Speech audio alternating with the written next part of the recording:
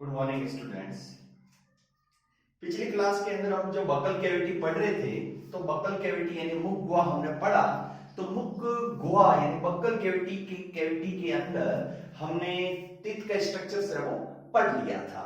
अब उसके बाद में एक रहा है टंग रहा है। तो टंग के बारे में हम चर्चा आपने शुरू करते हैं कि भाई जीभ है टंग, वो किस प्रकार का होता है।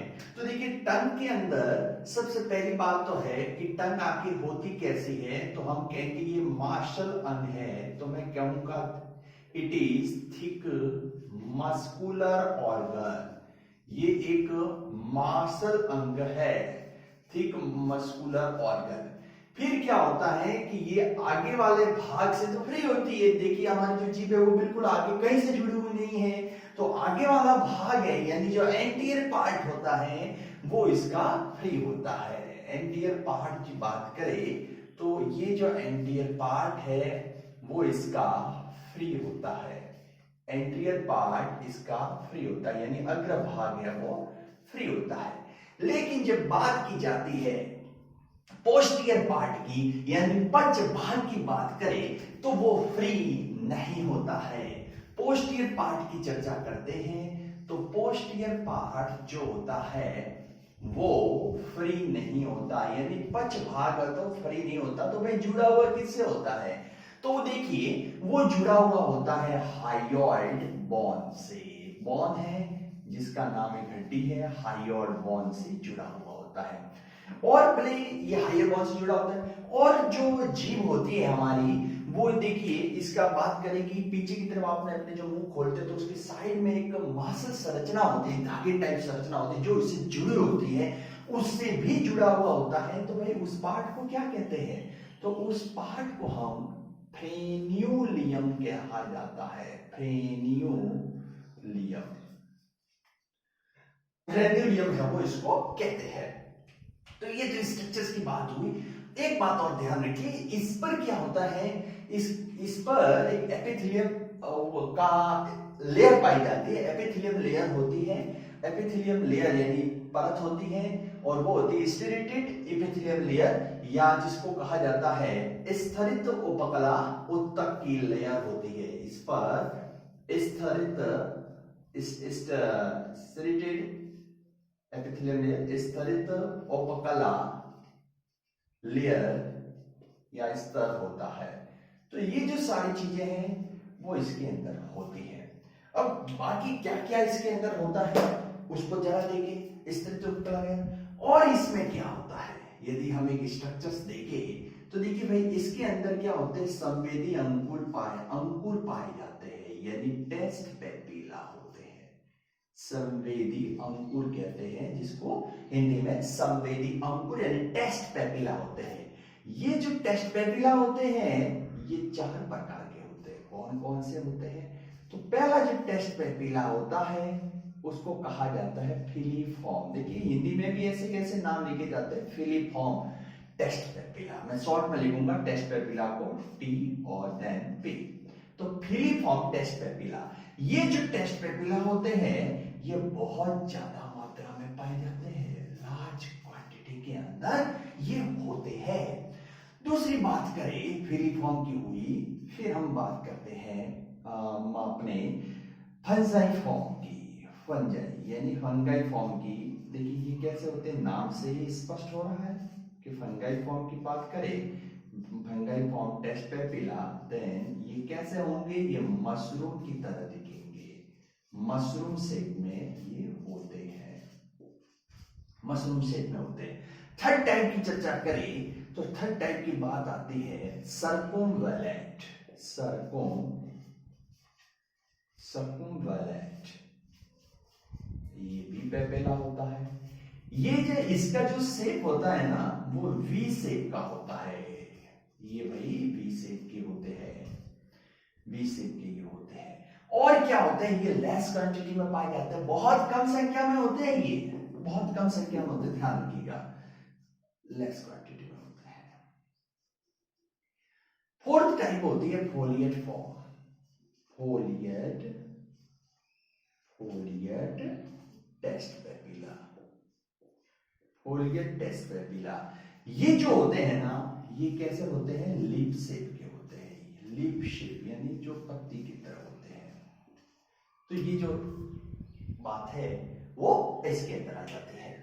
अब यदि अभी इसके अलावा इसमें टेस्टिंग बर्ड होते हैं, टेस्ट बर्ड्स होती है, तो वो टेस्ट बर्ड्स कौन कौन सी होती है, जरा इसको भी डिस्कस कर लेते हैं। देखिए टेस्ट बर्ड डिस्कस करने से पहले मैं इसका डायग्राम बना देता हूँ, छोटा सा डायग्राम बना रहा हूं मैं। देखिए ये हमारी भाई जीभ है, ये रही अपनी जीभ, ठीक है, ये हमारी टंग है। टंग यहां पर क्या होता है, ये एक्चुअली यहां पर हमारे टॉन्सिल्स होते हैं, जिसको हम पैलेटाइन टॉन्सिल्स कहते हैं इधर, और ये यहां पर पैलेटाइन टॉन्सिल्स होते हैं, पैलेटाइन टॉन्सिल्स होते हैं।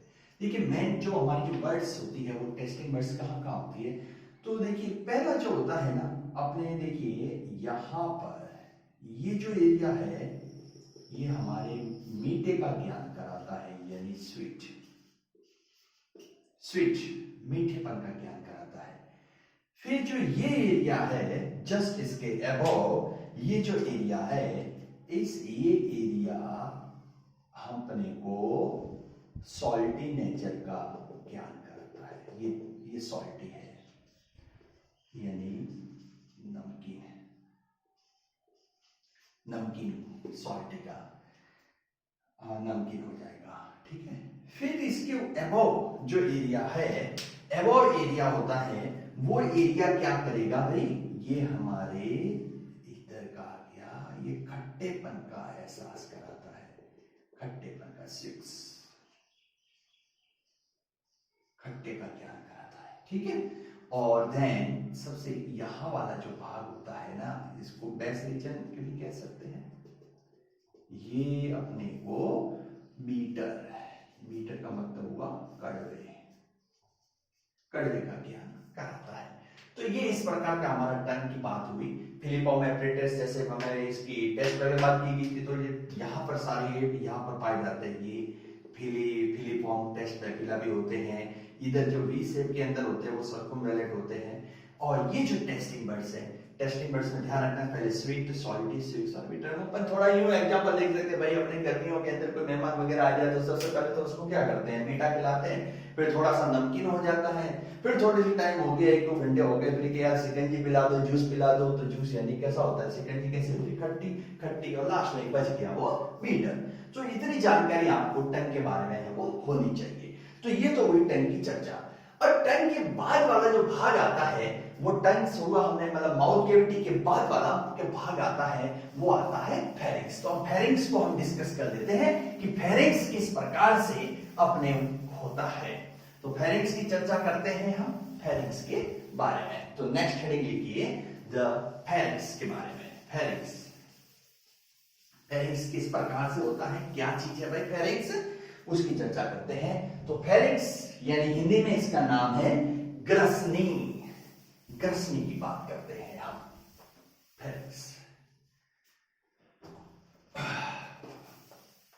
ग्रसनी की बात कर देते हैं कि फेरिंक्स किस प्रकार से है। देखिए अब ग्रसनी की चर्चा, फेरिंक्स, हाँ फेरिंक्स की बात करें, फेरिंक्स कर देते हैं यहां पर स्ट्रक्चर्स ऑफ द फेरिंक्स। आप देखिए भाई,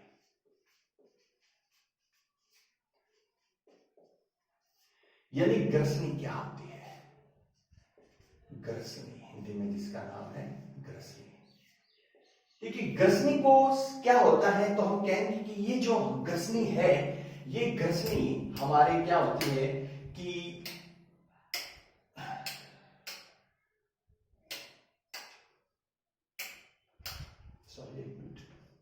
हाँ ग्रसनी जो है वो इस प्रकार से ये जो माउथ कैविटी होती है उसका एंडिंग पॉइंट होती है। माउथ कैविटी का एक एंडिंग पॉइंट है, ठीक है, जहां पर मतलब माउथ कैविटी मुख गुहा समाप्त होती है, वहां पर फेरिंक्स शुरू होती है। अब फेरिंक्स शुरू होती है तो किस प्रकार से होती है, थोड़ा सा इसको स्ट्रक्चर से समझ लेते हैं। देखिए एक भी बना देते हैं, ये देखिए ये तो हमारा नोज आ गया और ये इस प्रकार से, तो ये आ गई हमारी माउथ कैविटी और ये आ गई नेजल माउथ कैविटी और नेजल कैविटी। अब देखिए फेरिंग्स के यहां से थोड़ा सा ऐसे यहां पर ये इस ढंग से समझ लेते हैं, थोड़े से इनके बाल काले बना दिए हमने, ठीक है। अब देखिए आप भी बना देते भाई, आपके बेचारे को क्या बिगाड़ा है।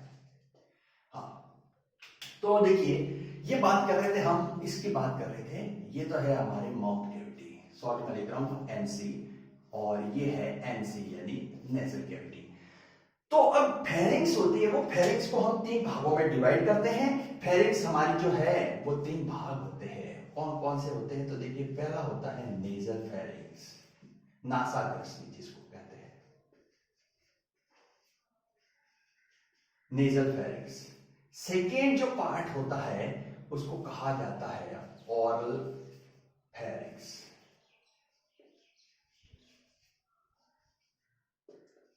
Oral pharynx. और थर्ड जो होता है उसको कहा जाता है लैरिंगोफेरिंग्स।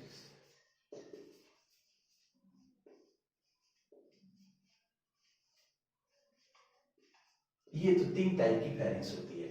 नेजल फेरिंग्स कहां होती है, तो देखिए जहां पर हमारी जो नेजल कैविटी एंडिंग होती है वहां पर पाई जाती है ये नेजल फेरिंग्स, ठीक है। यहां मैं लिख रहा हूं शॉर्ट में, ये हमारे नेजल फेरिंग्स एनपी। जहां पर हमारा माउथ कैविटी एंड होता है वहां पर ये जैसे इधर है, तो यहां पर हमारे माउथ फेरिंग्स यानी oral pharynx, OP, oral pharynx. और यहां जहां हमारा कंठ शुरू होता है, जहां हमारा पूरा स्वर यानी ध्वनि पैदा होती है, तो उस भाग को कहते हैं लैरिंग्स। हमारे अंदर लैरिंग्स होते हैं और बर्ड्स के अंदर सेरिंग्स होते हैं, ध्यान रखिएगा। तो यहां जो होती है इस साइड के अंदर होगी, यहां भाई यहां पर क्या होगी, लैरिंगोफेरिंग्स यानी एलपी, ये होती है।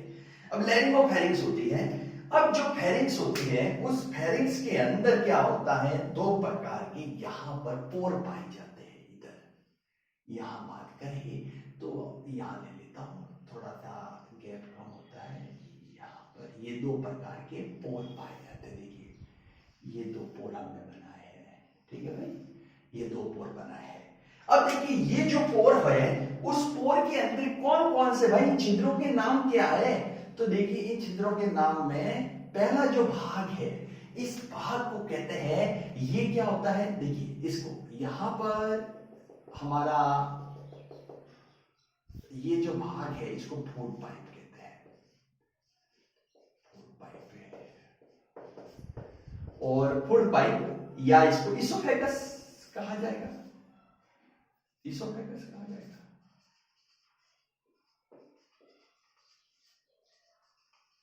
इसोफेगस है। तो ये जो लैरिंगोफेरिंग्स का जो पहला एक छिद्र है उस छिद्र को हम कहते हैं गलेज, गलेज, गलेज को हिंदी में कहते हैं निगल द्वार, गलेज। और गलेज किसमें खुलता है, गलेज खुलता है हमारा किसके अंदर, फूड पाइप के अंदर। और फूड पाइप होता किधर है, ये बॉडी के डॉर्सल साइड में होता है, डॉर्सल साइड। जरा इसको भी समझिएगा, डॉर्सल साइड क्या होती है। देखिए हमारा जो माउथ है इस पोर्शन को कहते हैं वेंट्रल साइड, और जस्ट हमारा बैक साइड है उसको कहते हैं डॉर्सल साइड। तो हमारा जो फुट पाइप है ना, दोनों पाइप इधर से होता है, थोड़ा सा पीछे होता है। और जो ये वाला जो पोर्शन है, ये वाला जो छिद्र है, इसको हम कहेंगे ग्लॉटिस, ग्लॉटिस, ग्लॉटिस। और भाई ग्लॉटिस किसमें खुलेगा, ये देखिए ग्लॉटिस है ना, ये ग्लॉटिस खुलेगा, ये हमारा ग्लॉटिस है। और ये ग्लॉटिस खुलेगा किसमें, ट्रेकिया में। ये हम जो रेस्पिरेटरी सिस्टम आएगा उसके अंदर का पूरा पढ़ेंगे। ट्रेकिया, ट्रेकिया का दूसरा नाम क्या है, विंड पाइप। ये इधर खुलता है, विंड पाइप में खुलता है, ठीक है, विंड पाइप में खुलेगा। अब जो ग्लॉटिस होता है उस ग्लॉटिस पर क्या पाया जाता है, एक ग्लॉटिस पे बात ध्यान रखिए, इस पर एक कार्टिलेज का एक ऑर्गन पाया जाता है, एक लिप लाइक स्ट्रक्चर्स होता है, और उसको कहा जाता है क्या, इपिग्लॉटिस। इसको हम नाम देंगे इपिग्लॉटिस, इपिग्लॉटिस। ये भाई। और इपिग्लोटिस है, तो इपिग्लोटिस क्या करता है, ये हमारे भोजन को मतलब पूरा एक आवागमन, भोजन का आवागमन, अपने विंड का आवागमन, उन सब पर ये क्या करता है, कंट्रोल करता है। ये उसी प्रकार से कंट्रोल करता है जैसे ट्रैफिक पुलिसमैन वाला करता है कि कौन सी गाड़ी को आने देना है, कौन सी गाड़ी को जाने देना है, तो वो सारा काम है। तो इसका काम क्या है, ट्रैफिक पुलिसमैन की तरह है। तो हम इसको एक नाम देते हैं और इसलिए इपिग्लोटिस का एक निकनेम है, वो क्या है, तो इसको कहा जाएगा traffic policeman of the body, traffic policeman of body, ये इसको हम निकनेम दिया जाता है। कई बार पूछ लेते हैं, ध्यान रखिएगा, traffic policeman of the body इसको कहा जाता है। तो ये सारी चीजें यहाँ पर होती है। ये हमारा जो लैरिंगोफेरिंक्स और यहाँ पर ही जो फेरिंक्स होती है, यहाँ पर भी हमारा जो खाना और फूड और ईयर है वो क्रॉस होती है, क्योंकि देखिए यहाँ से तो हमारी विंड आएगी, ये विंड इधर जाएगी और यहाँ से हमारा फूड आएगा, तो ये देखिए क्रॉसिंग हो जाती है, क्रॉस करते हैं यहाँ पर। ठीक है, एक बात और ध्यान रखिए, जो लैरिंगोफेरिंक्स है यहाँ पर नेजल पोर तो पाया जाएगा, जो ओपनिंग होगी उसको कहेंगे नेजल पोर। भाई लैरिंगोफेरिंक्स है, लैरिंगोफेरिंक्स, और यहाँ पर दो एक और छिद्र पाया जाएगा नेजल पोर। वो क्या है, इसकी ओपनिंग है नेजल, अपने नेजल कैविटी की। ठीक है, शॉर्ट में लिख रहा हूं एन पोर, नेजल पोर। और इसके बाद एक और महत्वपूर्ण पॉइंट यहाँ पर आ जाता है कि यहाँ पर एक और छिद्र होता है, यहाँ पर एक पोर पाया जाता है। अब देखो थोड़ी सी लोकेशन इसकी हट गई है, आप समझ जाइएगा। एक और एक छिद्र पाया जाता है और इसको एक नाम देते हैं यूस्टेकियन डक्ट, यूस्टेकियन पोर कहा जाएगा या यूस्टेकियन डक्ट। यूस्टेकियन डक्ट होती है, यूस्टेकियन डक्ट कहां से ओरिजिन होती है, कहां से कनेक्ट होती है, तो ये मिडल ईयर से कनेक्ट होती है, मिडल ईयर से। और ये करती क्या है, ये हमारे बॉडी का जो है एक बैलेंस बनाने का काम ये करती है, बैलेंस बनाने का काम ये करती है। तो ये जो सारी चीजें हैं ये हमने वो फेरिंक्स में पढ़नी है। फेरिंक्स के बाद की बात आती है, इसोफेगस होता है, जस्ट यानी घर्षिका या इसोफेगस होता है, तो इसमें कोई ज्यादा इतना है नहीं है। इसोफेगस में ध्यान रखना है कि इसोफेगस कितना होता है, नियर अबाउट 25 सेंटीमीटर लेंथ होता है। और जब इसोफेगस के नीचे की बात करें तो इसोफेगस जो होता है, ये इसोफेगस है ना, यानी फूड, और इसके नीचे क्या होती है, हमारा स्टोमक होता है। फूड के नीचे ही क्या होता है, स्टोमक होता है। ये देखिए ये स्टोमक आ गया, ये स्टोमक है। ठीक है, फूड के नीचे ही क्या होता है, स्टोमक होता है। और इसोफेगस में किसी प्रकार का डाइजेस्टिव एंजाइम, जो डाइजेस्टिव एंजाइम है वो नहीं पाया जाता, मतलब ये किसी प्रकार का कोई रोल इसका है नहीं। एक्चुअली इसमें क्या होते हैं, कॉन्ट्रैक्टर मसल्स मूवमेंट होती है, कुर्माकुंचन गति होती है, जिसके द्वारा जो भोजन होता है वो स्टोमक के अंदर आता है। तो कह सकते हैं कि जो भाई इसोफेगस तो क्या करते हैं, लिंकिंग करता है। इसोफेगस क्या करता है कि फेरिंक्स और स्टोमक को आपस में जोड़े रखता है, ये इसका काम है। अब जहां पर इसोफेगस और स्टोमक आपस में जुड़ रहे हैं, यहाँ इसोफेगस है और ये स्टोमक कहां जुड़ रहे हैं, यहां पर जुड़ते हैं, तो यहां पर एक स्पेंस्टर पाया जाता है, अवरोधनी, एक कपाट होता है। उस कपाट का नाम है कार्डियक स्पेंस्टर, कार्डियक स्पेंस्टर यानी कार्डियक अवरोधनी।